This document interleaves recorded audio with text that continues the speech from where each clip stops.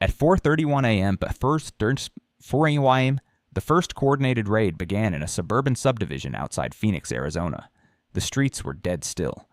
Porch lights glowed amber against stucco walls. Sprinklers clicked somewhere in the dark.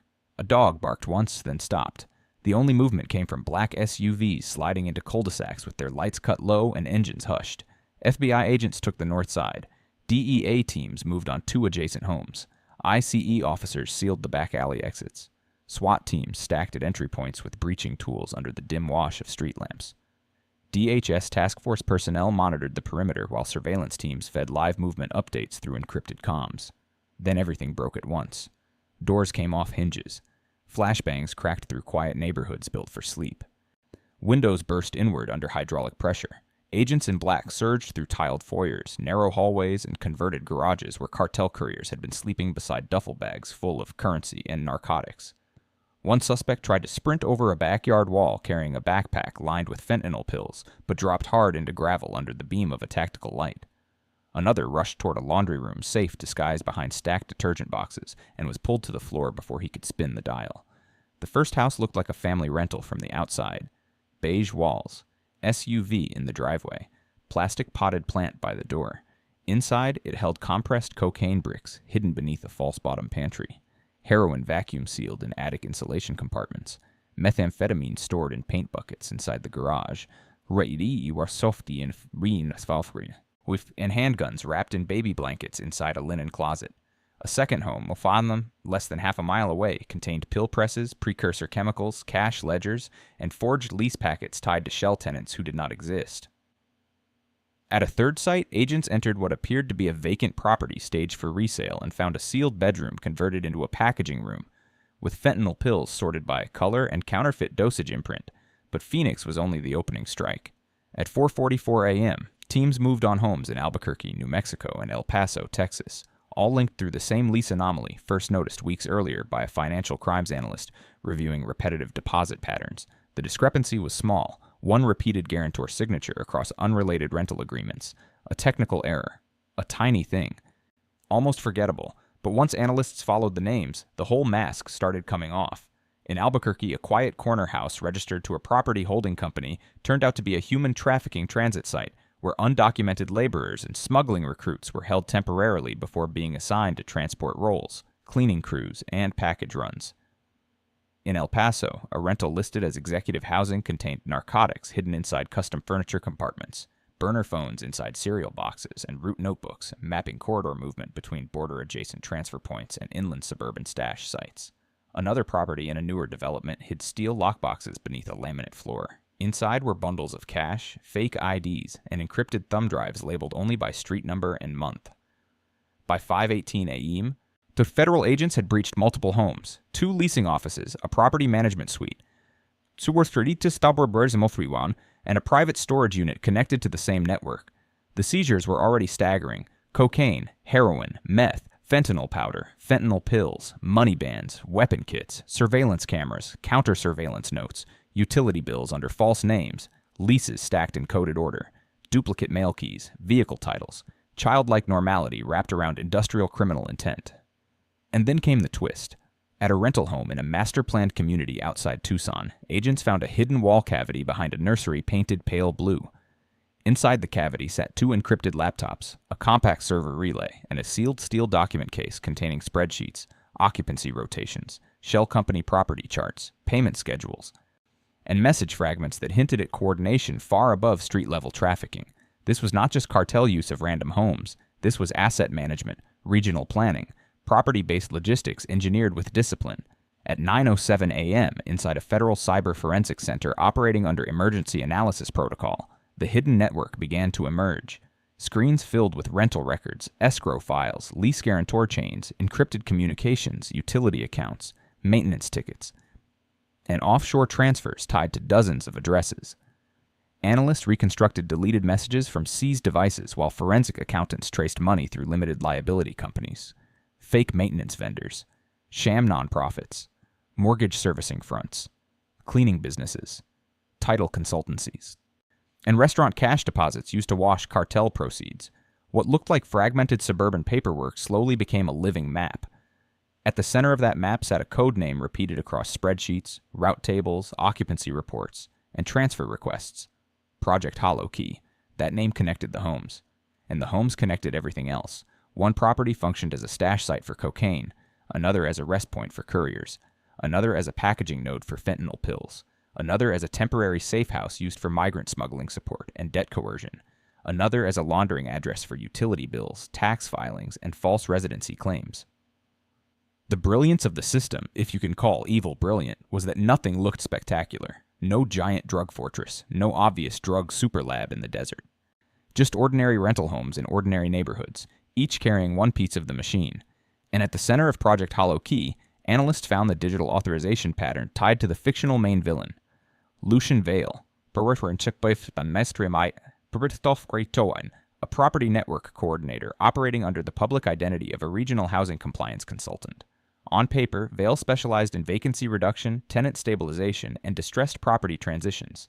In reality, he coordinated residential infrastructure for a Mexican cartel logistics arm, moving narcotics, money, and people across the Southwest Corridor using homes as modular operational cells.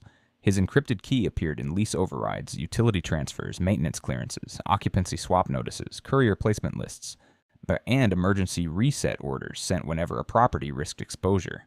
He was not the man carrying heroin through a side gate at dawn. He was the man making sure there was always a side gate, always a fresh lease, always a clean address waiting on the next block. Investigators linked him to shell owners, property managers, document forgers, and cartel logistics brokers who had quietly transformed suburban neighborhoods into a secure drug empire grid. This was not corruption. It was command-level collusion. This was not negligence. It was engineered betrayal hidden in paperwork, lockboxes, and front yard landscaping.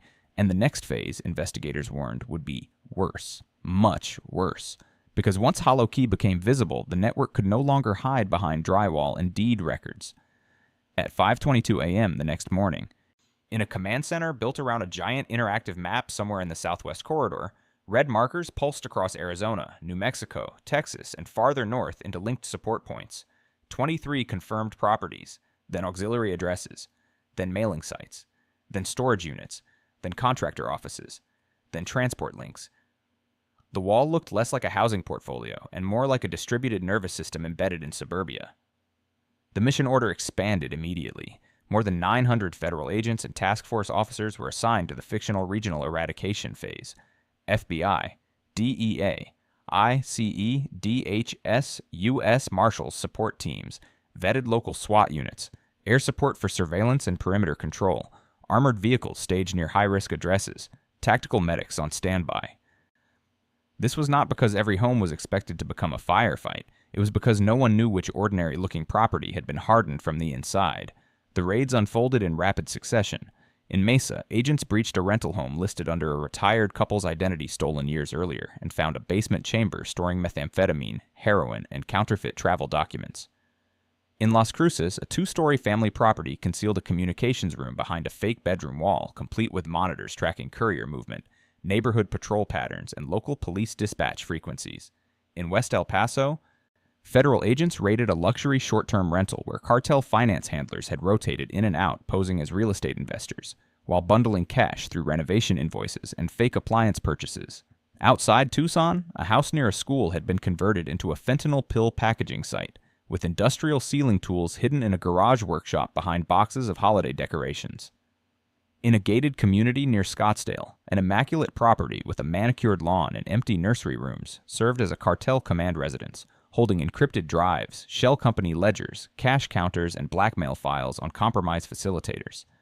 Near Albuquerque, another address functioned as a human trafficking transit house, where frightened migrants were processed into debt records and assigned to labor or smuggling support roles under threat. Everywhere agents looked, the same pattern appeared. Suburbia turned into camouflage. The seizures escalated. More cocaine, more heroin, more methamphetamine, more fentanyl pills by the 100,000, bulk cash hidden in HVAC compartments, rifles inside wall voids, handguns beneath sink cabinets, fake passports, utility account kits, property tax notices, thumb drives containing occupancy schedules, contact books cross-linking property addresses with trucking lanes, warehouse nodes, and cross-border handoff points.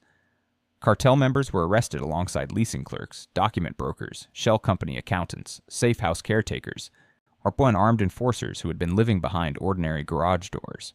By the end of the main surge, the underworld behind those 23 homes had taken more damage in 6 hours than in the previous 6 years.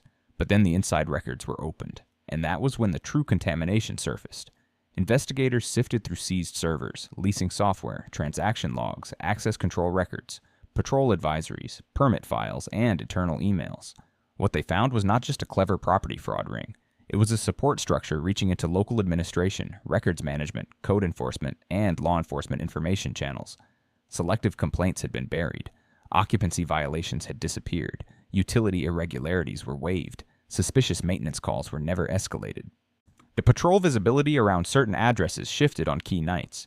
One neighborhood policing unit repeatedly avoided the same block during active transfer windows. A municipal records employee had altered owner contact data. A leasing compliance contractor had approved impossible identity packets.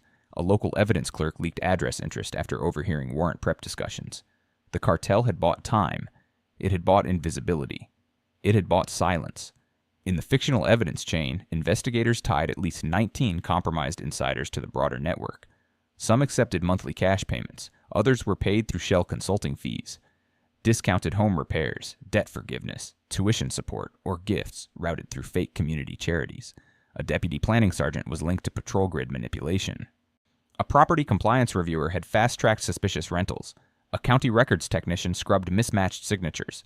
A private security consultant supplied camera blind spots and neighborhood response times. The machinery of trust had been hollowed out one signature at a time. For honest officers and public employees, the discovery felt like a punch to the chest. One fictional investigator reportedly froze when he saw that a former colleague had leaked surveillance interest on a house later found to contain fentanyl loads tied to multiple overdose deaths. A housing fraud analyst had to step away after recognizing that a senior reviewer she admired had approved forged occupancy files again and again. It was not just that the cartel had entered the system. The system had, in places, opened itself. Federal agents moved quickly. Arrests hid inside offices, parking lots, and government corridors. A senior records supervisor, a deputy sergeant, 2 compliance officers, a private contractor embedded in property verification systems, a planning liaison who had sold neighborhood deployment patterns. None of them looked like warlords. That was the point. The cartel had created a parallel enforcement layer made not of visible soldiers, but of bureaucratic ghosts. A second secret police force of waivers, delays, deleted flags, and redirected attention, all serving Lucian Vale's residential logistics machine. The system, investigators said, would have to be rebuilt from the ground up, and still the map kept widening, as analysts cross-referenced property records with transport data, financial transfers, and communication logs. The 23 homes were revealed as only one tier of a broader continental network. Routes connected suburban stash sites to trucking contractors, agricultural shipments, storage yards, and cross-border corridors. Homes in one city served as buffer points before product moved to another state. Cash traveled back through renovation firms and title service fronts. Migrant smuggling and human trafficking were used as labor cover, courier recruitment, and coercive leverage. Even seemingly unrelated fake green energy housing grants had been used to acquire distressed properties and launder capital into the network. Investigators estimated that if left untouched, Hollow Key could have supported the movement of major narcotics, loads week after week without triggering systemic alarm. Tons of narcotics over time. Not always in spectacular seizures, but in disciplined, modular volume. Shipping manifests were altered through affiliated contractors. Utility records supported false residency. Property tax notices legitimized shell ownership. Way station patterns aligned with delivery schedules tied to certain homes. Couriers switched vehicles in 2-car garages under cover of HOA quiet hours. To the outside world, they were neighbors. To the cartel, they were infrastructure. And then, the final file was opened. Buried inside an encrypted archive linked to Lucian Vale was a long-range expansion blueprint describing the next phase of the operation. Acquisition of additional suburban homes near schools, freeway connectors, and planned housing growth zones. Infiltration of property management software vendors. The development of shell charities focused on affordable housing. Strategic placement of compromised facilitators inside county records and code enforcement, and a push to turn the Southwest Corridor into a permanent residential shield for cartel logistics for decades. That was the line that chilled everyone in the room. The system had not just been infiltrated, it had been redesigned for the cartel future, and that is why this fictional story matters as a warning, because power does not always arrive in armored convoys or open gun battles. Sometimes it comes as a rental packet, a copied key, a utility transfer, a delayed complaint, a false guarantor, a quiet signature on the wrong line. Sometimes it only needs silence and ambition. The real cost of that silence is counted far from the closing table and the suburban lease file. It is counted in fentanyl deaths, in heroin addiction, in methamphetamine violence, in cocaine-fueled devastation, in neighborhoods that lose children, parents, brothers, sisters, futures, in migrants trapped inside smuggling debt, in families who never knew the quiet home down the street was helping feed a narcotics corridor stretching across multiple states. Organized crime thrives where routine becomes blind and institutions become comfortable. It grows where paperwork is trusted more than patterns and where decent people assume someone else is paying attention. That is how a drug cartel turns homes into supply nodes, streets into transit lanes, and suburbs into soft-cover fortresses without firing a shot.